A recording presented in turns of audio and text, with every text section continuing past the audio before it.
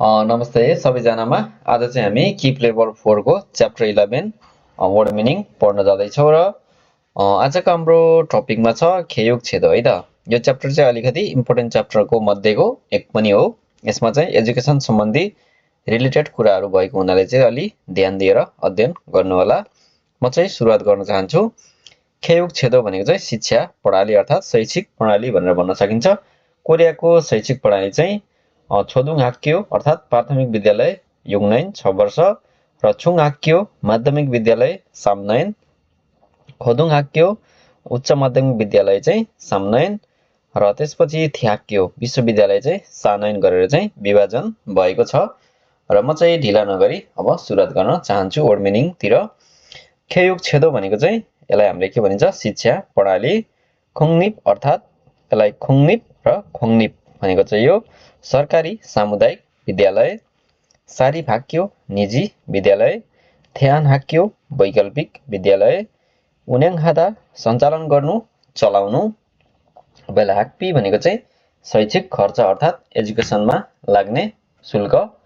ख्याङज्याङी सिमादा भनेको चाहिँ प्रतिस्पर्धा अत्याधिक अर्थात् ज्यादै हुनु। छायुल जगिन भनेको चाहिँ स्वतन्त्र रूपमा अर्थात् स्वचालित भन्ने अर्थ लाग्यो। सा खेयोग भनेको निजी शिक्षा। फेङसेङ खेयोग जीवनभरिको शिक्षा अर्थात् जीवनभरि हामीले सिक्न सकिने भयो।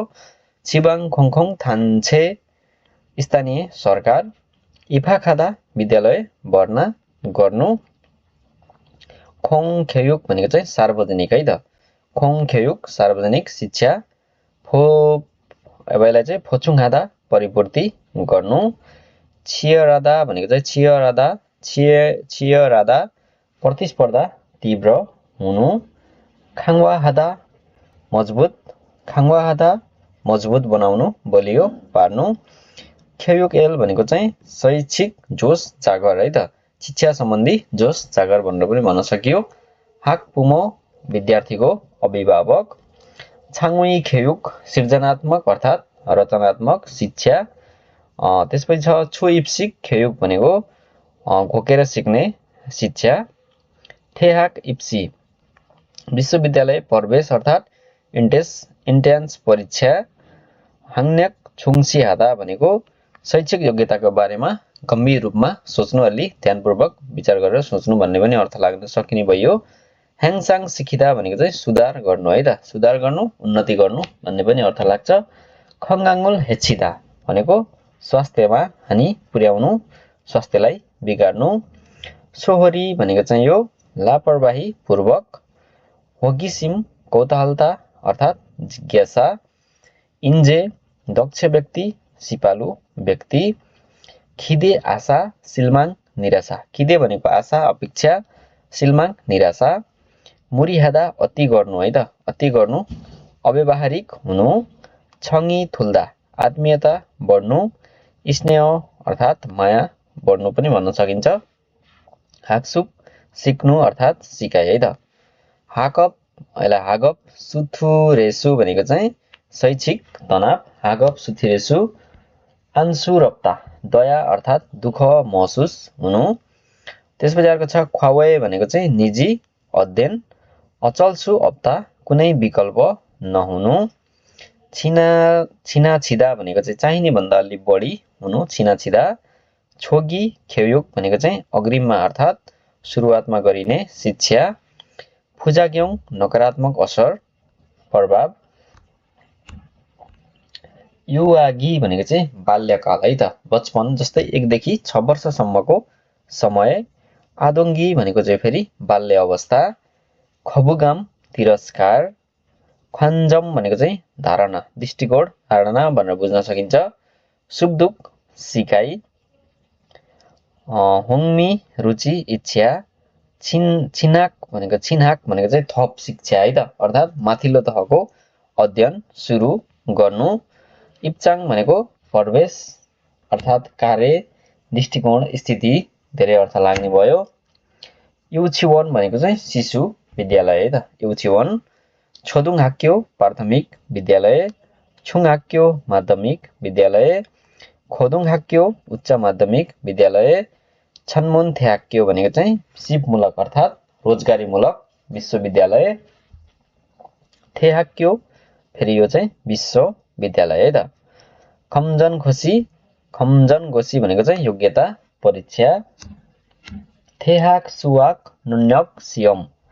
थेहाक सुवाक नुन्यक सियम भनेको चाहिँ राष्ट्रिय रूपमा सञ्चालन हुने विश्वविद्यालय प्रवेश परीक्षा। छेसु परीक्षामा फेल भएर पुनः परीक्षा दिनु। थोइप भनेको चाहिँ प्रविधि विधि सामग्री आदिहरू ल्याउनु है त। यसको धेरै अर्थ लाग्ने भयो र नयाँ निर्माण विधिहरूको चाहिँ परिचय पनि गराउनु भन्ने अर्थ लाग्छ। छङ्ग्यु भनेको चाहिँ नियमित औपचारिक। फाङ्ग्वाहु भनेको चाहिँ फाङ्ग्वाहु विद्यालय छुटिसकेपछि। थुक्की विशेष क्षमता। सनेङ हाक्सुप भनेको चाहिँ सनहेङ हाक्सुप अग्रिममा गरिने अध्ययन। छकसँगै मात्ता भनेको चाहिँ सिप अर्थात् योग्यता कुशलता मिल्नु। उइमो खेयुक भनेको चाहिँ अनिवार्य शिक्षा। मुसाङ खेयुक निशुल्क शिक्षा। खुसङहादा गठन अर्थात् निर्माण हुनु। हाक्चे भनेको चाहिँ विद्यालय प्रणाली। सुसी मोजिब भनेको चाहिँ अनियमित भर्ना। छङ्सी मोजिब नियमित भर्ना। छागेक जुङ योग्यता प्रमाणक पत्र। सूर्यजुङ पुरा भएको प्रमाणपत्र है त समापन भएको। थुक्बेल छनेङ भनेको चाहिँ विशेष परीक्षणद्वारा चयन हुनु अर्थात् छनौट हुनु भन्ने अर्थ लाग्छ। थेबी हादा पूर्व तयारी गर्नु। याङसङ हादा भनेको चाहिँ शिक्षा तालिम दिनु। इकुल्दा नेतृत्व गर्नु। हागुई शैक्षिक उपाधि डिग्री। फिरत दैदा भनेको चाहिँ सुरुवात हुनु। फोफेन्वा भनेको चाहिँ सर्वव्यापीकरण अर्थात् विश्वव्यापीकरण है त। थामदाङ हादा भनेको चाहिँ यो जिम्मेवार वहन गर्नु। हाक्चम उनेङ्जे भनेको पूर्व निर्धारित मापदण्ड अनुसार मान्यता प्राप्त अध्ययन संस्थामा निश्चित अवधिको अध्ययन पश्चात शैक्षिक उपाधि डिग्रीको मान्यता दिने प्रणाली। अर्थात् यो भनेको हामी कुनै इन्स्टिट्युटमा गएर चाहिँ यदि पढेर हामीले डिग्रीहरू पास गरिन्छ भने त्यो मान्यता प्राप्त इन्स्टिट्युटमा गएर हामी पढ्यो भने चाहिँ त्यो डिग्रीको पनि मान्यता पाइने भन्ने अर्थ लाग्छ। सिर्योङ हागमुन भनेको चाहिँ यो व्यावहारिक अध्ययन अर्थात् शिक्षा। सिल्मु अर्थात् व्यावहारिक खिसुल। सिल्मु भनेको व्यावहारिक खिसुल भनेको चाहिँ सिप भइहाल्यो। फोयुक बाल हेरचाह अर्थात् बाल पालन पोषण गर्नु। आम्गी हादा घोक्नु रट्नु स्मरण गर्नु। छे हाक्सेङ भनेको चाहिँ दर्ता भएका विद्यार्थीहरू। छेसुसेङ भनेको चाहिँ प्रवेश परीक्षामा असफल भएपछि अर्को परीक्षाको तयारीमा अध्ययन गर्ने विद्यार्थी भनेर बुझ्न सकिन्छ। छोराफादा स्नातक गर्नु। माजु छिदा भनेको चाहिँ मुठभेड अर्थात् मनमुटाव पनि भन्न सकियो। वाहे हादा मेलमिलाप गर्नु। फाङाक भनेको चाहिँ फाङाक भनेको यो बिदा हो है त। यो चाहिँ सामान्यतया विद्यालयमा सेमेस्टर वा विद्यालय वर्ष समाप्त भएपछि गर्मी वा चिसोको समयमा दिइने बिदा। फेजङ फात्ता भनेको चाहिँ असाइनमेन्ट पाउनु अर्थात् मान्यता पाउनु भन्ने अर्थ लाग्छ। फुन्या हादा विभाजन गर्नु छुट्याउनु। वार्याङ हादा भनेको चाहिँ उपयोग गर्नु प्रयोग गर्नु। फान्बोक हादा दोहोर्याउनु अर्थात् फेरि गर्नु। सुयाङ हादा कार्य सम्पन्न गर्नु है त। सिनिप सेङ भनेको चाहिँ नयाँ भर्ना भएका विद्यार्थी। उइजी हादा भर पर्नु। इन्सङ खेयुक भनेको चाहिँ मानववाद शिक्षा अर्थात् चरित्र क्षमताको विकास गर्ने शिक्षा। संख्यक व्यक्तित्व चरित्र स्वभाव। छानसङ भनेको पक्ष फान्दे विपक्ष। मुबुन बेरादा भनेको चाहिँ मुबुन बेरादा अविवेकी हुनु अर्थात् सोच विचार नपुर्याई जथाभावी गर्नु, नसोची जे पनि गर्नु। फेङसेङ हाक्सुक भनेको चाहिँ यो जीवनभरिको शिक्षा। अनि अर्को छ ओन्क्याक, यसलाई चाहिँ के भन्नु पर्यो, ओन्क्याक भनेको चाहिँ दुर्गम विद्यालय। छिसिक भनेको ज्ञान। युगोन्जा भनेको चाहिँ यसलाई युगोन्जा योग्य व्यक्ति।